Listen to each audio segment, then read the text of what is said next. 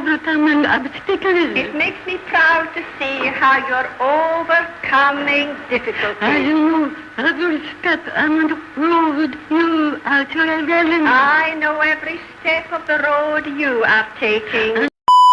Hi everyone! Do you know who Helen Keller is?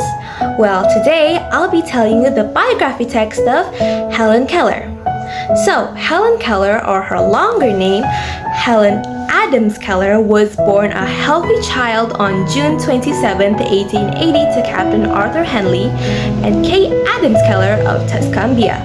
Her father, Arthur Henley Keller, was a retired Confederate Army captain and editor of the local newspaper.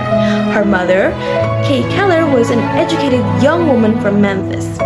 When Helen Keller was 19 months old, she was afflicted by an unknown illness, possibly scarlet fever or meningitis, which left her deaf and blind. Helen was quite intelligent and tried to learn in her own way with taste, feel, and smell.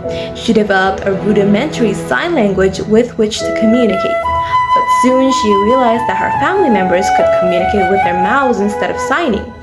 This left her isolated.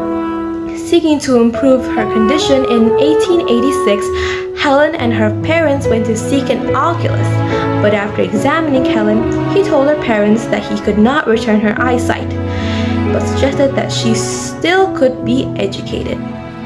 And on March 3, 1887, Anne Sullivan came to Ivy Green to be Helen's teacher. The strong-willed teacher, a recent graduate of the Perkins School, met her match in Helen. The two worked together even though Helen pinched, hit, and even knocked out one of Anne's teeth. Once she had gained Helen's trust, the real work began. Anne began teaching her slowly using her fingers to spell words. At first, Helen couldn't understand well, but suddenly the signals crossed Helen's consciousness with a meaning. And by nightfall, Helen had learned 30 words using this process. She was so gifted that she soon learned the fingertip alphabet and shortly afterward learned to write. And by the end of August, in 6 short months, she knew 625 words. By the age of 10, Helen had mastered Braille as well as the manual alphabet and even learned how to use a typewriter. And when she was 16, Helen could speak well enough to go to preparatory school and to college. Sullivan interpreted college lectures and class discussions to Helen. In 1904, she became the first deaf-blind person to graduate cum laude from Radcliffe College. Helen became one of history's most remarkable women.